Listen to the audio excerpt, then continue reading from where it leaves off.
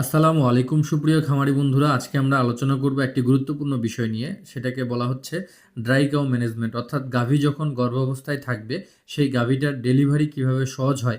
মানুষের যেমন easy delivery নামে যে ওষুধ পাওয়া যায় মানুষ খেয়ে থাকে, কিন্তু গরুর ক্ষেত্রে এরকম কোন ধরনের ওষুধ আছে কিনা। অনেক ক্ষেত্রে দেখা যায় যে গাভী গরুকে মানুষের যে ইজি ডেলিভারি আছে হোমিও প্রিপারেশন সেগুলো খাওয়াতে দেখা যায়।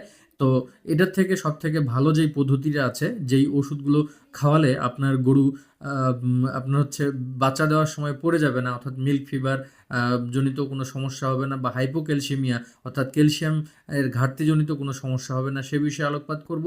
এবং পাশাপাশি গরুটির যে ট্রানজিশন পিরিয়ড আছে, অর্থাৎ বাচ্চা দেওয়ার পরবর্তীতে যে হিটে আসার সময়টা, গরুটা সুস্থ হওয়ার পরে বাচ্চা দেওয়ার পর পরে যে সুস্থ হবে, এই হিটে আসার সময়টা কিভাবে কমানো যাবে সে বিষয়টা সম্পর্কে আলোকপাত করব।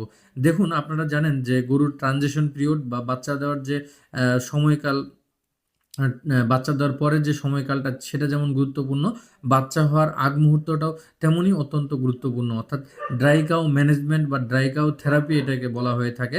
অর্থাৎ গাভীর শুষ্ক অবস্থায় যখন আপনি একটা গাভীর যত্ন নেবেন সেটাকে ড্রাই কাউ থেরাপি বলা হচ্ছে।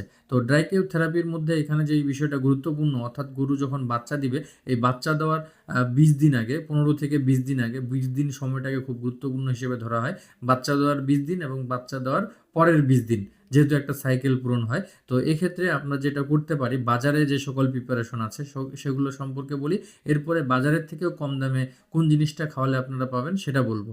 বাজারে যেই পাওয়া যায়, বিশেষ করে ডিকেড মাইনাস নামে যে ওষুধগুলো পাওয়া যায়, সাধারণত বাংলাদেশে একটি প্রিপারেশন বর্তমানে অ্যাভেলেবল, রেনাডিকেট নামে, রেনাটা কোম্পানির। এটা 500 গ্রামের বা 1 কেজির প্যাকেট পাওয়া যায়। এটা মূলত 50 গ্রাম করে 20 দিন হয়ে যায়, অর্থাৎ 50 গ্রাম করে এই ওষুধটি খাওয়াতে হবে।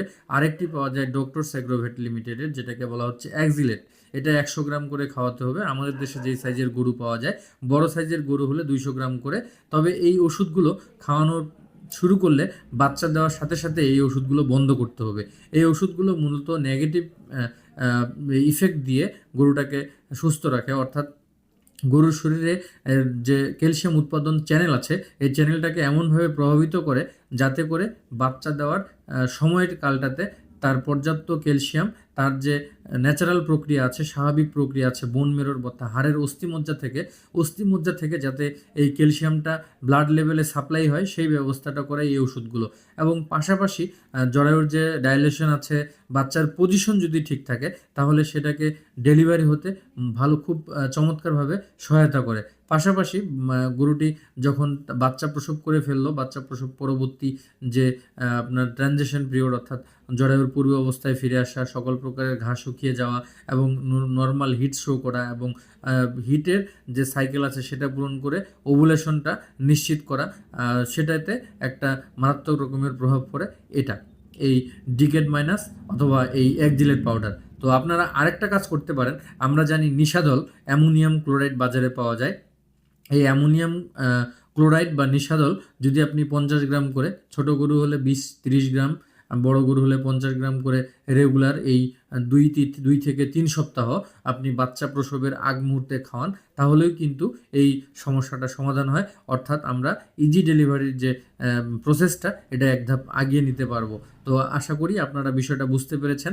একটা গাভী গরুর যত্নের জন্য, আপনার ক্যালসিয়ামের ঘাটতি পূরণের জন্য, অথবা বলতে পারেন যে বসব কালীন সময়ে ক্যালসিয়ামের যে মারাত্মক রকমের অভাব হয়ে থাকে, সেই অভাবটা পূরণের জন্য আমরা এই ওষুধগুলি বা এই প্রোডাক্টগুলি বা এগুলি ব্যবহার করতে পারি। এটা সকল খামারির জানা উচিত।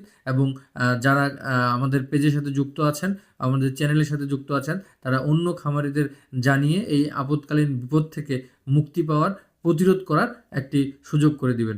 ধন্যবাদ সবাইকে।